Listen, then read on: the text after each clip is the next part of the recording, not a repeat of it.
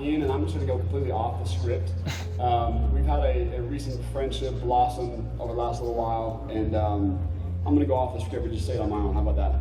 But what I do know about this guy is you listen to him speak, you hear him speak, you're going to listen to every single word he says. I was up on stage with him yesterday doing a Q&A, and he's incredibly infectious. And he's the type of guy, as we've gotten to know each other and learned his story, and I've heard other people talk about him, they say that one thing that he's been able to do is just provide so much value that he can create an own position for himself at Caliber. And he's the VP of training of a massive, massive company. And you don't really just show up and do that. You have to be the type of guy who all you ever seek to do is just provide value to people. And that's what he does. And that's what he did. You follow him on Instagram, you're going to learn something, you're going to be inspired. You listen to him speak on a panel, he's going to say something that you're never going to forget. You're going to listen to him tonight, you're going to hear something that you're never going to forget. I can promise you that. Everyone give it up for Ian Wendt, baby. Good guys, man. We get it.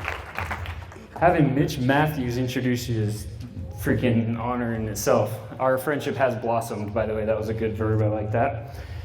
Okay, hey, so I know this is the end of the day, guys, and here's the thing. I want to get everybody up, so stand up right now, okay? And all I need you to do is say these next words. After what I say, I want you to repeat those words, okay, in unison. So, here we go. I do not worry and I do not fear. Why? Because I can sell. I control the outcome of my life. Why? Because I can sell. I change my circumstances. Why? Because I can sell. I do not fear rejection. Why? Because I can sell. I am in control. Why? Because I can sell. Thank you. You guys can sit down.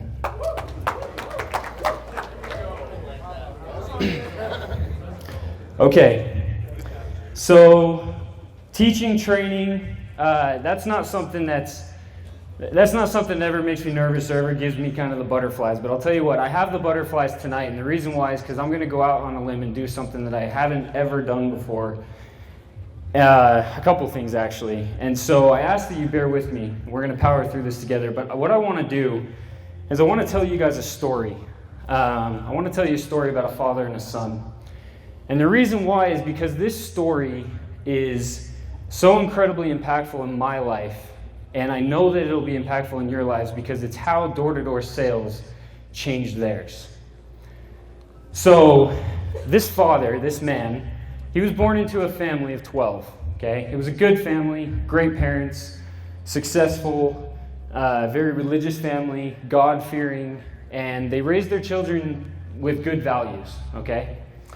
For whatever reason, however, when this father, when this soon-to-be father, let's just call him a man for now, when this man graduated high school, he decided that those values and those things that he was brought up in his family weren't for him. And he took off. He took off and he went on the road, and for the next 6.5 years, he held a few different sales jobs. And he drove a truck. And during this time, he also found himself in some really, really rough places. He was mugged. At one point, he was actually beaten with a baseball bat. He found himself in a hotel in San Bernardino, California. How many of you guys are sold down there? Raise your hand. It's pretty sticky, huh? So he found himself in a hotel at gunpoint during a sales trip. And in addition to that, he abused a lot of different substances, and he found himself in and out of a lot of different jails. Just a really not a good time and not a good time and not a good place in life. And soon after that, he met a woman on the road, and they had a little baby boy. And a few years after that, they had 2 boys. Well, 5 years down the road in this marriage was a rocky one, did not go very well. And 5 years down the road, he actually found himself coming home one night with his oldest son, and the door was locked, and the wife had locked him out. And because of his tough financial circumstances at the time, he actually ended up having to live out of his car for a week. And so for a full week, he lived out of his car, and obviously he had to send his son back to live with his mother. And once he found a place to stay, he was able to get out of the car, but the place that he found was a hotel. And it was a hotel that was located above a bar in a local, just a local bar. And this was just kind of one of those hotels where a lot of transients are in and out, right? And it had one bathroom that was shared by 10 rooms. Okay, one bathroom shared by 10 rooms. And it was during this time that he started to reflect on his life and think, man, this is just not where I want to be. And one night he gave his dad a call. And he called his dad, and during the phone call, his dad said to him, well, you've seen the other side of the tracks now. How's it going for you? And he goes, Dad, it's pretty bad. It's pretty bad, Dad. And so he goes, well, if you want to have any prayer of raising those two boys, you need to make some serious changes in your life. And that was the fire and the fuel that he needed to start doing that. So for the next couple years, he started to get his life back in order. He started to make those changes, and he started to make himself able to be there for his sons. And soon after that, he was able to find a wonderful woman. And she lifted him in every single way and helped him along this path. And after that, he was able to land some solid jobs. He started working as a salesman for a furniture store. He sold plumbing, heating, and he sold jobs out of Sears Automotive. Soon after that, he landed a job in door-to-door sales, selling health insurance door-to-door. Okay? How many of you guys in here sell insurance door-to-door? Raise your hand. Anybody? Yeah, I didn't think so. It's a pretty tough one, huh? Insurance. Can you imagine selling someone health insurance door-to-door? Okay, so that's what he did. Now, this job actually gave him the ability to do a lot of things. One of them was go back to school and get his degree. Another was he was able to hold a full-time position as a religious leader.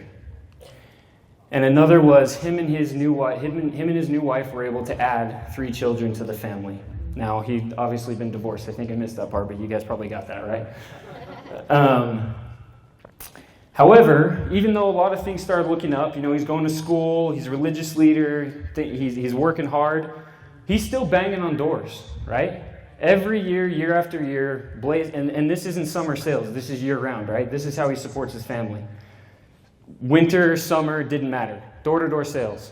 And so with that comes a tough life, especially when you have a family of now 7, right? So they found themselves living in a single-wide trailer. And that's a tough circumstance. Give you some examples. During the summer, okay, so they lived on the East Coast, and during the summer it was so hot, and they only had one air conditioning unit, and it was located in the kitchen in the middle of the trailer. Now, if you guys know anything about a single-wide trailer, it's hard to circulate air, right? And so what they had to do was they actually had to block off each end of the trailer so that they could keep at least the middle section cool enough for the family to live in. Okay, because East Coast, again, how many guys from the East Coast? Raise your hand. Can I get, yeah? So you guys know what heat I'm talking about, right? The humidity is unbearable. And at nighttime, okay, the kids would literally dread going to bed. But not for the same reason that most kids dread going to bed, right? Most kids just don't want to go to sleep, right? They just want to stay up and have fun.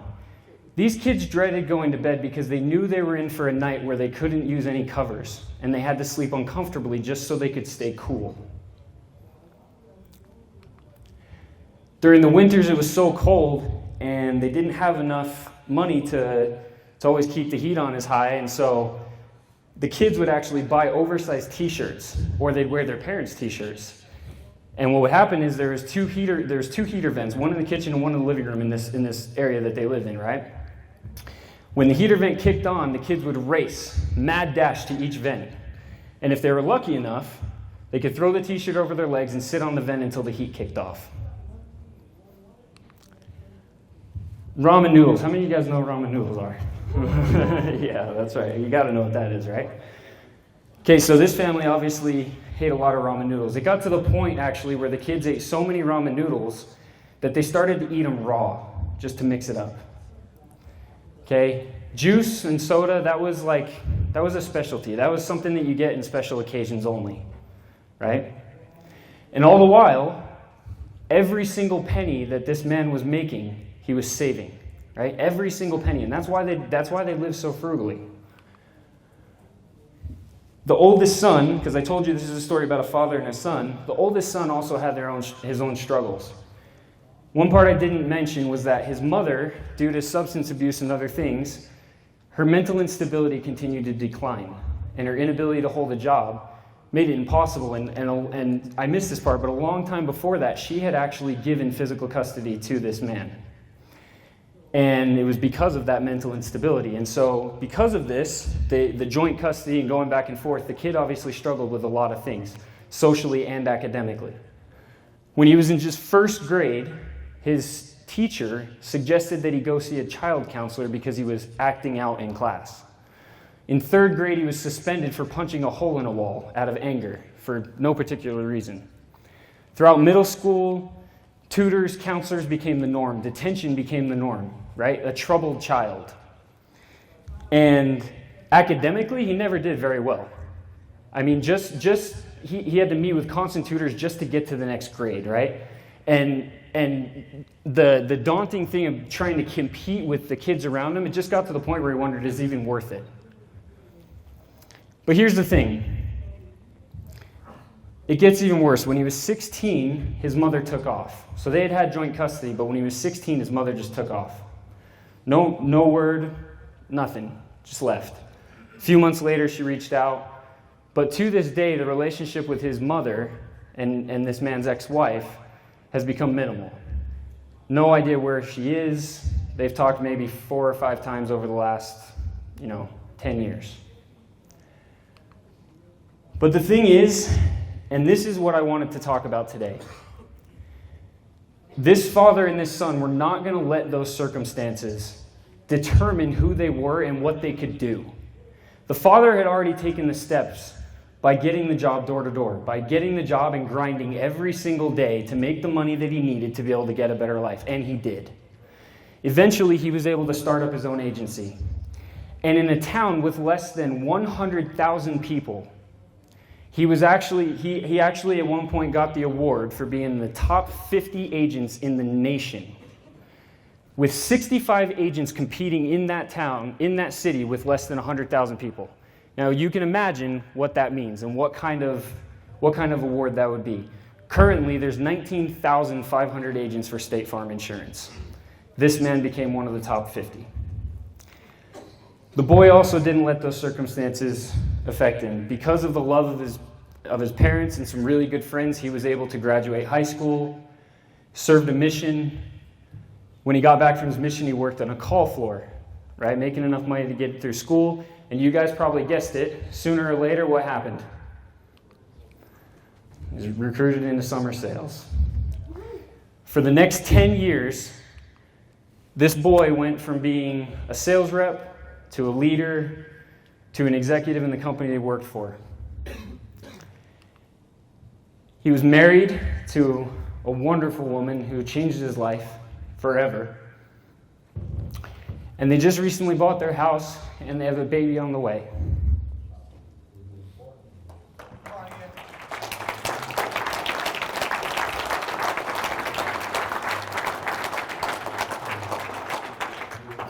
So I suck at not giving this away. You guys probably already know this by now, but this is me and my dad. And that story you just heard is a real story, and it's the story of my father and me. I want to show you guys some pictures. So that's his family, and this is me and him. And as you can see, that's the car, and that's the giant t-shirt that I told you guys about. And these are real pictures from our family. Now, I want you guys to understand something. It's not saying that I had a terrible childhood, because I'll tell you right now, there's nothing I would change about my childhood. My parents are the most amazing parents in the world, my dad and my stepmom. And they are literally one of the biggest reasons I am who I am. But that's not to say that the circumstances weren't still tough, because they were. But again, door-to-door sales in general, learning how to sell, is what changed that for me and for him. It literally gave me the ability and him the ability to live the lives that we want and to be in complete control of our lives. I've been able to travel the world. I've been able to give the life to my wife and my future kids that I've always dreamed of. My kids will never go through what I went through, ever. And it's because of sales. It's because of the ability to sell. And I figured out long ago that my passion in life is teaching other people this trait, teaching people this talent. Because I've been fortunate enough to be able to develop it and to be able to do this at a high level. And so for the next 20 minutes, 30 minutes, however long they let me go for, what I want to do is I want to help you guys. I want to give you guys real tools that you can use as salesmen and saleswomen to become better at this. Why? Because I want you to be able to also control the outcome of your life. I want you to be able to use what you have learned and go and create whatever you want. Now, I'm not going to give you the secret sauce, okay? I'm not going to give you something that's just, hey, go do this and you're going to make this much money. No, you still have to work. You have to go out and you have to apply everything that I'm about to teach you. And you have to apply it every single day of your life. But I can promise you that if you do, you will be able to control your life just like me and my dad have been able to. So if it's cool with you, I'm going to jump into the training. Is that cool? Okay, thanks. Okay, so sell. The word sell actually comes from an Old English word, sellin, which means to give. Okay? Oops, sorry, let me go back. I apologize, guys. My slides are a little wonky. Okay. So the true key to selling is giving. Now you're like, oh, okay, this is where we're going. That sounds cliche. There's a reason for cliches, right? They're usually true. This is 100% the truth, and it's something that so many people miss. It's about giving. That's what selling is. It's not taking, it's not gaining, it's giving. So what makes a salesperson successful? A salesperson is successful when they are wholeheartedly interested in the people they sell. They add real value to people's lives. And they make people happier.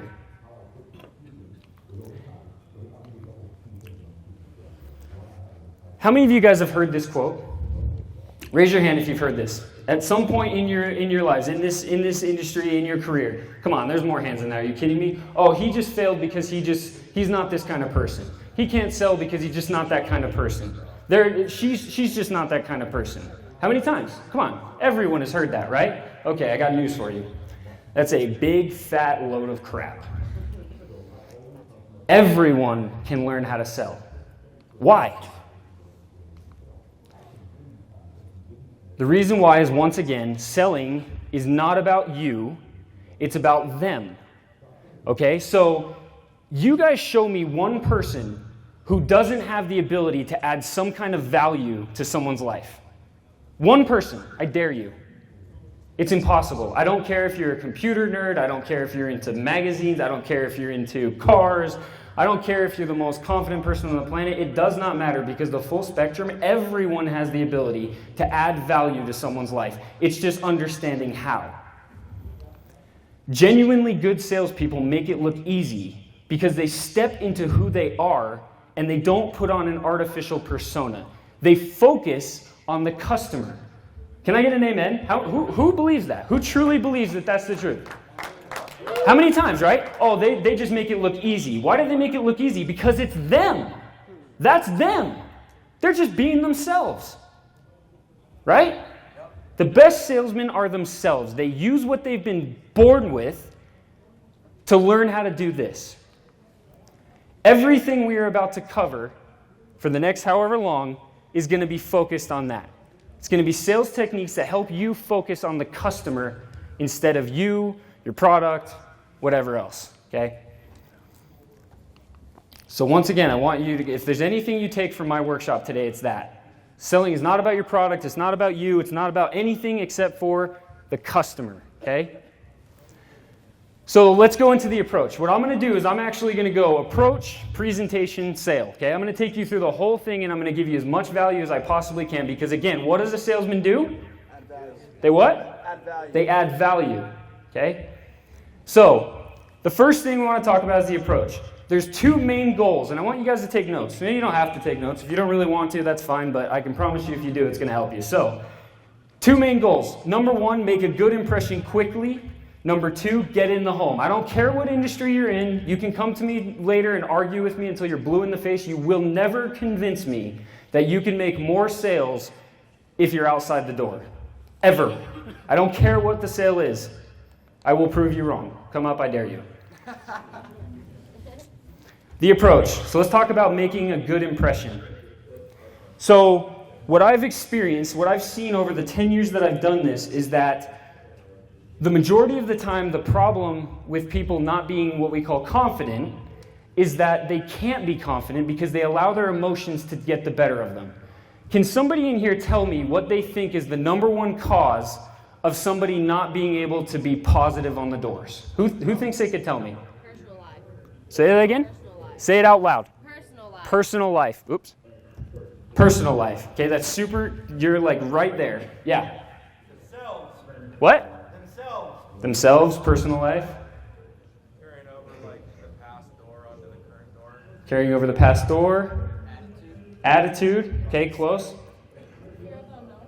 Fear of unknown. Mirroring energy from the customer. Mirroring energy. Thoughts. Bang.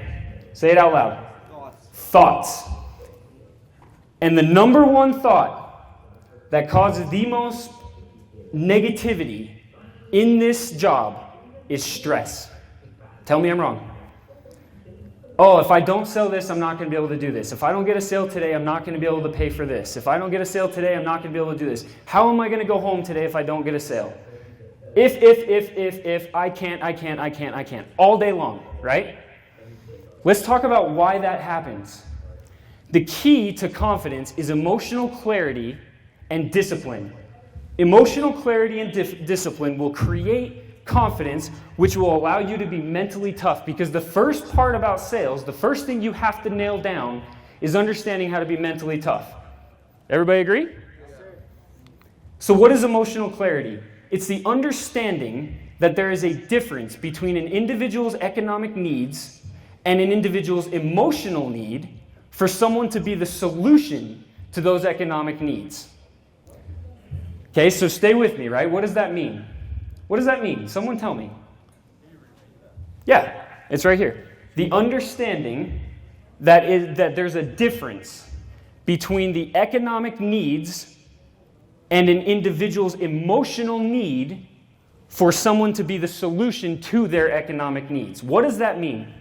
Helping the customer before you help yourself. Helping the customer before you help yourself. Okay, good. Emotional discipline.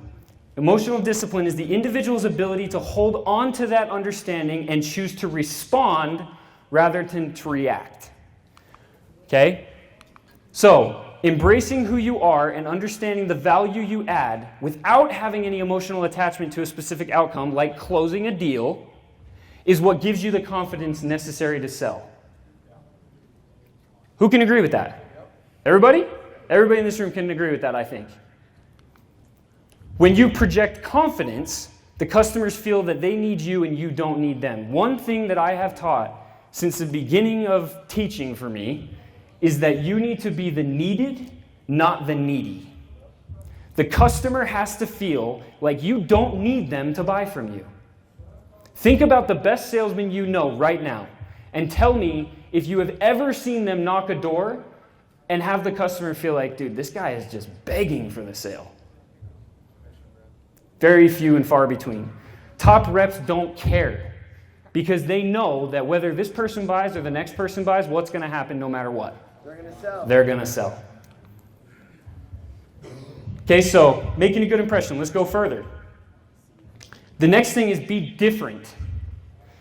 Okay? You have to be different than every other salesman that's hit the door before you. You're not the first, and I promise you, you're not the last person to knock the door. How many of you guys have heard, oh, I can't knock this area because it's already been knocked? Raise your hand. Yeah. I love that excuse, because when someone gives it to me, I'm like, come here. Okay? Why? Because you will always knock an area that someone has knocked, guys. Always. Someone was there before you and someone will be there after you. So what's the key to selling them? Knowing that you're different. Being different than every other person that's hit the door before you. So let's talk about a few things that make you different. Number one, stop techniquing your customers. What do I mean by that? What does it mean to technique a customer? Being scripted. Being scripted. What else? Salesy. What does it mean to be salesy, though? Stop giving me textbook answers. Come on, salesy. What does that mean? Not being genuine. Putting on an artificial persona. Yeah, okay? It's using all of the techniques that you guys have sucked down for the last 5 years. I got news for you, and you can call this just Ian bias or what, but I'm a personal believer that those techniques and all those old ways, they're going out. People are starting to catch on. I'll give you the first example, the bandwagon effect. Who knows what bandwagoning means? Okay, stop it. Stop, right? At this point, every one of your customers is thinking that the Johnsons are the biggest laydowns on the planet. Man, those Johnsons, they bought solar, roofing, pest control, and satellite last week? Are you freaking kidding me? Who are these people? Stop it. Use bandwagoning when it makes sense. If you actually sold someone, then you can bandwagon them. But stop using fake bandwagons because it's fake. And every one of your customers knows it, whether you want to admit it or not. Don't invent promotions. What do I mean by that? If you do it now, you get this and this and this and this and this, when you guys know it's a load of garbage. When you know that they can get the promotion anytime they want. If you don't do it now, you can't get this, you can't get that, right? Well, can I do it in a week? The answer to that for most people is, well, yeah, you could, but if you do it then, you won't be able to get the free install, or you won't be able to get the free service, you won't be able to get X, Y, and Z. Guess what, guys? Unless you're talking to someone who has absolutely never heard a salesman in their life, which is few and far between, they know you're lying. And they know what you're up to. So how do you change that? Well, it's pretty simple. Someone said it over here. You just be genuine. Can I do it in a week? Yeah, you can. Absolutely, 100%. You could do it in a week. You could do it in a month. You could even do it next year if you want to. And you know what? Next year the promotion might even be better because it continues to get better. But you know why it makes sense to do it now? Because I'm here. Because I'm sitting in front of you, and there's not a question you can't ask me about this product or this service that I don't know. I'm going to answer every question you have. I'm going to make your service smooth, and I'm going to be the person that makes sure that this is not a bad decision. And that you can look back and say, well, I don't usually make split decisions, but that was a dang good one. Own who you are. Listen to me closely. If you are not owning your product and your service, if you are unable to do that, you have no business selling it. None. Own who you are and own who you represent. If I have somebody that works for me and they don't own who they are and they don't own what we represent as a company, I don't want them. Have the confidence to own who you are and own what you sell. And not only that, own your position. You're a door-to-door salesman. Yeah, that's true. But stop giving in to all these stigmas, all these bad negative things that are said about door-to-door salesmen. Because you know what? We provide a service that most people don't. We provide a direct-to-consumer, help-you-on-the-spot service. How many other people do that? That's why this conference is so amazing. How many of you guys in here don't have a door-to-door model currently, but you're looking to invest in one, or you're looking to start one up with your company? Anybody, or is it just all door-to-door? Okay, we got 1, 2 hands. That's amazing. The fact that people look at this method just should show you the value of it. Okay, let's talk about getting in the home. In order to get in the home, you need to identify 2 crucial elements. Number 1 is the undeniable why, and number 2 is the strong enough problem and solution. Okay, so the undeniable why. right? You guys saw my topic. It says how to sell any product, any industry at the highest level, right? How bold is that to say? Well, the reason why is because the same freaking sales tactics works for every single industry and every single product. And maybe I've been in the same company for 10 years and sold the same product, but I have sold all the other products with the same systems. And every single time, it turns heads from people from the other industries because they say, holy crap, this satellite salesman just sold more than my top security salesman. What is going on? It's simple. Systems are systems. They don't change. So an undeniable why. What do I mean by that? I'm going to tell you guys a quick story. This was about 5 years now. I'm actually going to sit down. Is that okay? Can I sit down for a minute? So I'm at this office, training this office, and the manager comes up to me and he goes, Ian, I don't get it.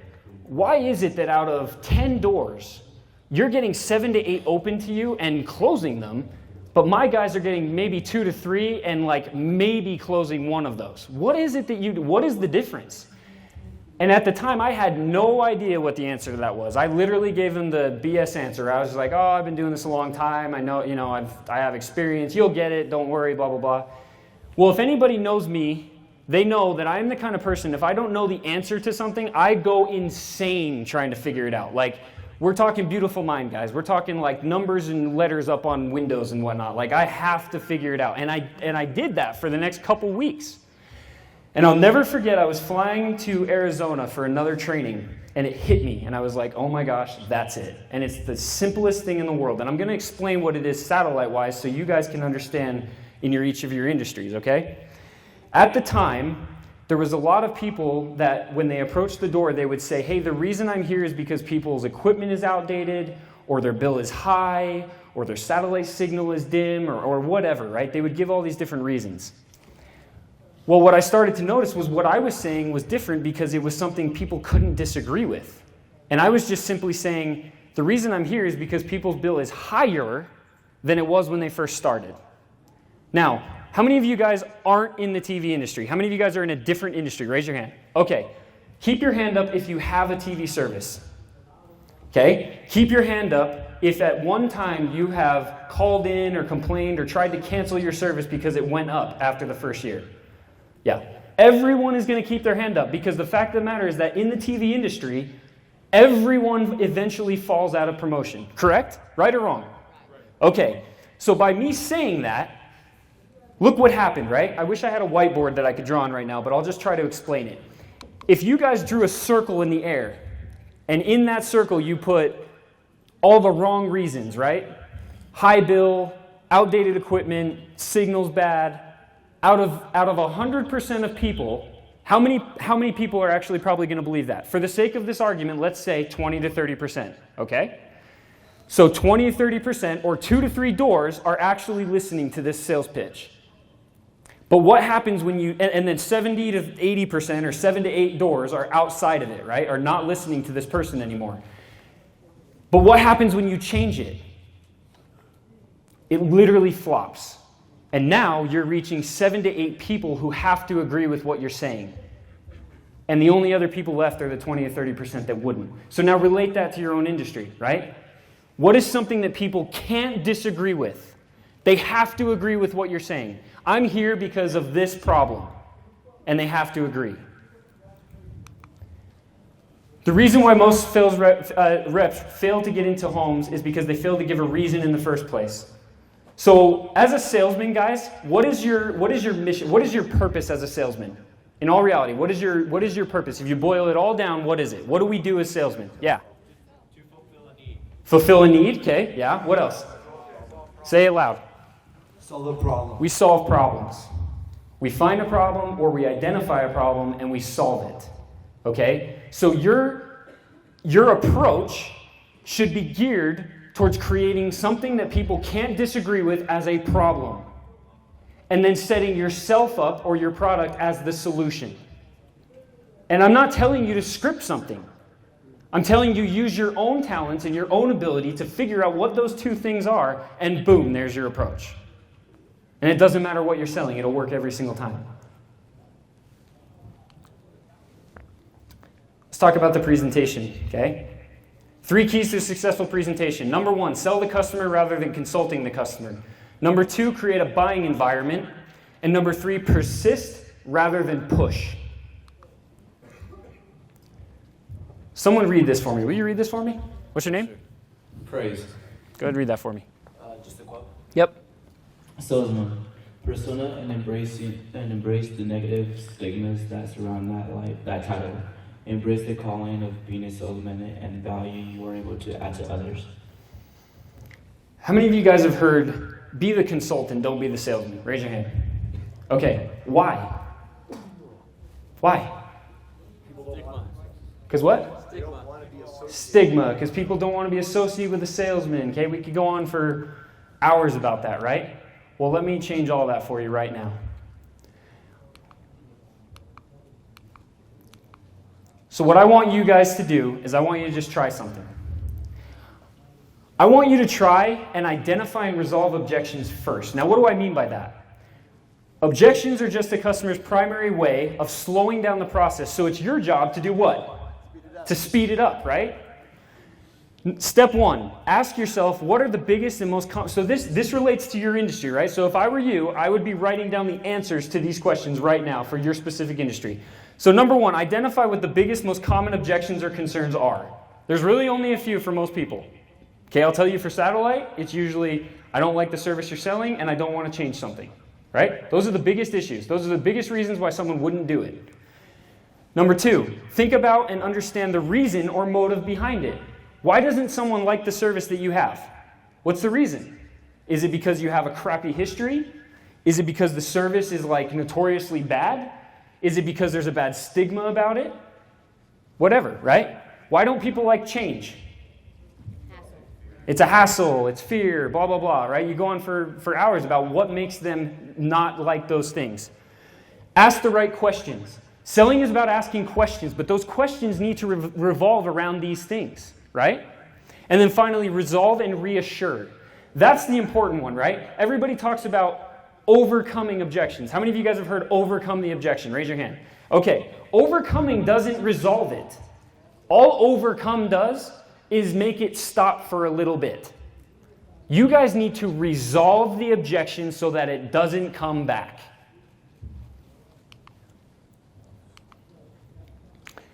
Build trust, not comfort, and do it first, not last. Okay, so a salesman, stay with me, a salesman, right? Let's talk about what a salesman is. Someone who sells merchandise or services either by selling in a shop or canvassing in a designated area. Let's talk about what a salesman does. Okay? They persuade and influence an individual to act or make a change. They close. A salesman can be threatening. Is that true? Yes? Can a salesman be threatening? For sure. A salesman can be untrustworthy. Fact? Okay, let's talk about a consultant. Let's talk about why everybody's so happy to be a consultant. A professional who provides expert advice in a particular area. What does a consultant do? They're the friend. They give advice and counsel. And they're not threatening. Everybody agree with that? So, man, if you really boil it down to the two different paths, that path sounds like one that I'd rather take, right? Let me tell you why you shouldn't. Let's break this down super quick, okay? So, if you go the way of being a consultant and then a salesman, let me walk you through what happens. So you walk in the house and you build rapport, right? And the rapport, let's talk about that for a minute. What do you guys know about creating rapport? You find a common ground, you talk about their pets, you talk about their family, you talk about their likes and their dislikes, right? Because that's supposed to create the right rapport that you need to sell them, right? Okay, whoever bought based on the fact that they were comfortable? Nobody. All that does, what that is that's called small talk. And all small talk does, guys, is create comfort. People don't buy because they're comfortable. They buy because they trust you. Talking about someone's cat for 10 minutes is not going to create the trust that you need. Not the level of trust that you need. It may create a little bit, but not the kind you need. Ask questions. Okay? They're going to ask questions, then they're going to give advice and counsel, and then, all of a sudden, once they've given that advice and that counsel, they're going to introduce the product, and they're going to say, this is the product that I would suggest, right? And then they're going to spend, so that took 15 to 20 minutes, but then they're going to spend the next hour trying to explain what the product is, sell the product, overcome all the objections, and do all of the things that we're supposed to do as salesmen. Am I right or am I wrong? Is that how the model looks for most people? Right? Okay. But the problem is that big red arrow in the middle of that line. What does that say? The trust is broken. A consultant builds trust, right?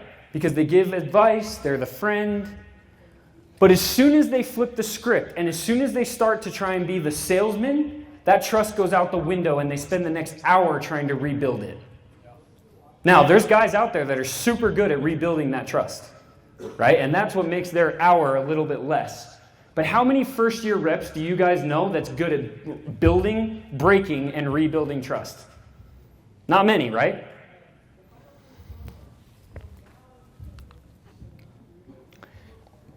Let's talk about this model instead. So what if you decided to embrace who you are? What if you decided to realize the value that you hold as a salesman for the person? Because again, what is sales about? Value. It's about giving, not taking, not convincing. It's about giving value to someone else.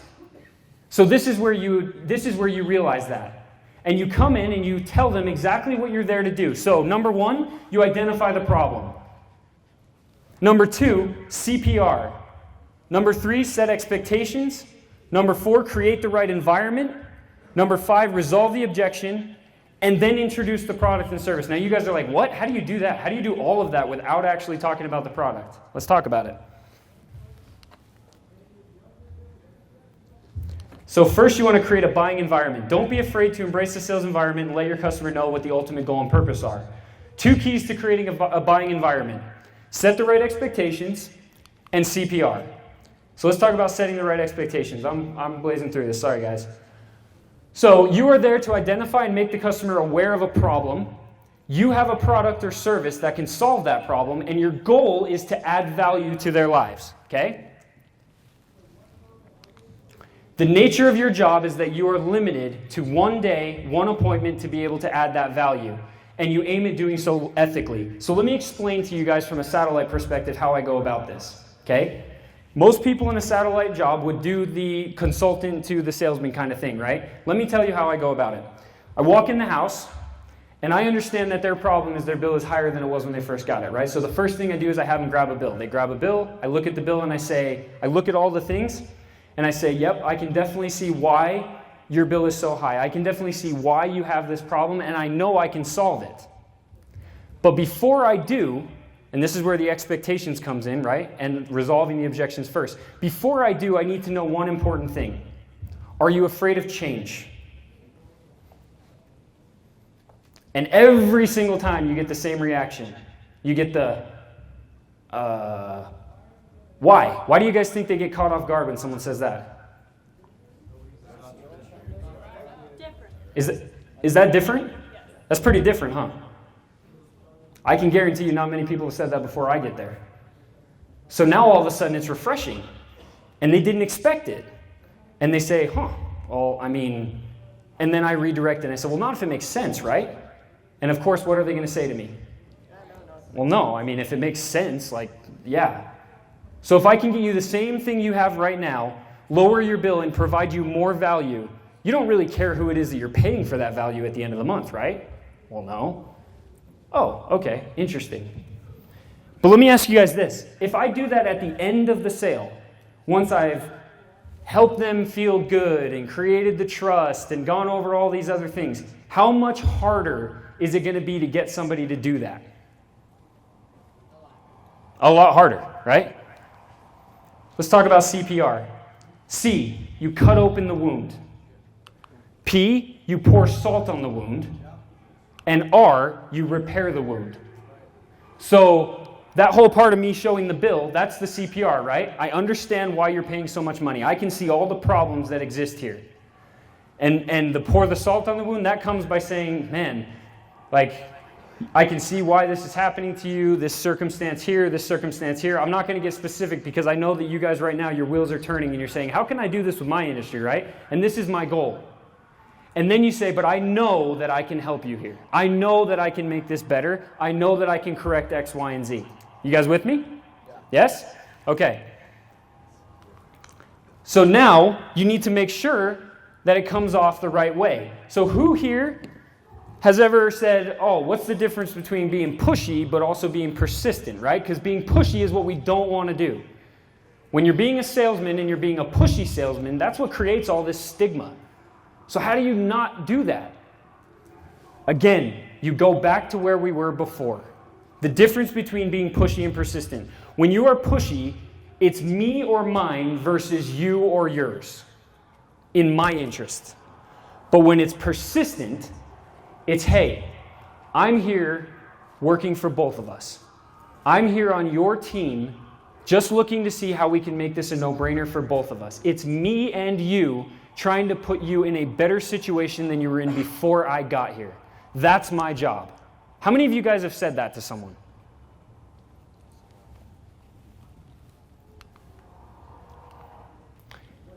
When responding to an objection, always turn the wheel in the same direction as the customers rather than trying to steer them the other way. How many of you guys, when you get an objection, you immediately try to redirect them somewhere else? Raise your hand. There's going to be a lot of them, okay? So I'm just going to give some quick examples. So someone gives you an objection. Rather than saying, yeah, but this, what I want you guys to try to do next time is just say, so you're saying that you feel this way, right? Okay, I completely understand. But let me just ask you a question. So for example, right? Are you afraid of change? I want you to say yes, okay? Go ahead. So first thing I need to know before I do anything is, are you afraid of change? Yes. You are. Okay, you know what? I totally get it. A lot of people don't like change. That's obviously something we deal with every single day as door-to-door salesmen, okay? But let me just ask you this question, okay? And you don't have to answer it, and honestly, if it doesn't make sense, I'm going to walk out because that's just my aim anyway. I'm not going to do anything unless I can provide you value, okay? So here's my question for you. If I can guarantee you that I'm able to show you that you're going to get everything you currently have for a better price and with better value, at the end of the day, do you really fear making that change? Do you really care who it is that provides you all that value, if it makes sense? No. Okay, and obviously he's going to say no, right? That's scripted. But guys, I'm telling you right now, everybody that knows me, everybody that's knocked with me knows that that is a real situation. And that is how a customer responds. Because you're turning the wheel with them. You're not turning it against them. And they know that, and they feel that. They feel like you're actually trying to help them. Like you're actually trying to provide value rather than just looking out for number one. Because that's the one thing that so many salesmen do, is look out for number one. And that's what I'm trying to break. So, now if you look at this, it makes a lot more sense. Now you can understand why it would take 20 to 30 minutes being a salesman, embracing who you are, cutting open the wound, pouring salt on the wound, repairing the wound, overcoming the biggest objections first, and then getting to the point where you introduce your product. And right then and there is going to be the time that they say, oh wait, oh no, I don't want this. What do? You resolve the objection. But let me ask you guys a question. If you've already gotten over the 2 or 3 biggest roadblocks of a sale, what's left?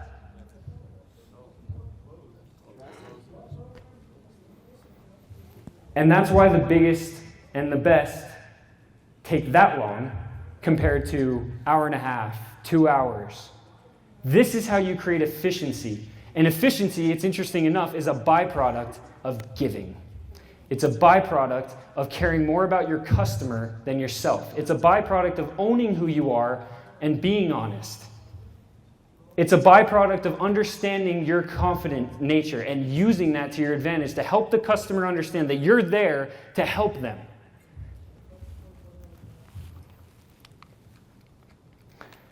Napoleon Hill said, whatever the mind of man can conceive and believe, it can achieve. I know a lot of you guys in here right now are saying, you know what? This sounds really good, but I don't know if I can actually do it. I can promise you that if you embrace these principles that I've taught you today, and I know I've been kind of rushed towards the end because I ran out of time. We started a little late. But I can promise you that if you will use these principles, and you can come talk to me after anytime you want, they will work. And more than that, going back to this story, going back to this whole purpose of this workshop, If you guys use these principles, I promise you it will take you to another level in your sales, and that is my goal, is giving you guys the next level so that you can achieve anything you want, because that's what selling is. That's what it gives us the ability to do. It gives us the ability to do anything we want and control our outcomes. So I was talking to my dad at the end when because I called him and I asked him about the question. I asked him about the presentation, and this is what I want to end with, guys. I said to my dad, I said, hey, what's one piece of advice you'd give guys, or one quote, right? I tried to pull a quote out of the old man. And he said something that's actually pretty cool, and it's going to stick with me for the rest of my life. And he said, there's a byproduct that comes from sustained success. When you have sustained success, it will always result in a positive rising effect on you and all those who you associate with. And hey, guys, just to end, my dad also said, if you're ever up in Montana and you need an insurance quote, go ahead and look him up because he'd be happy to give you one. Thanks, guys.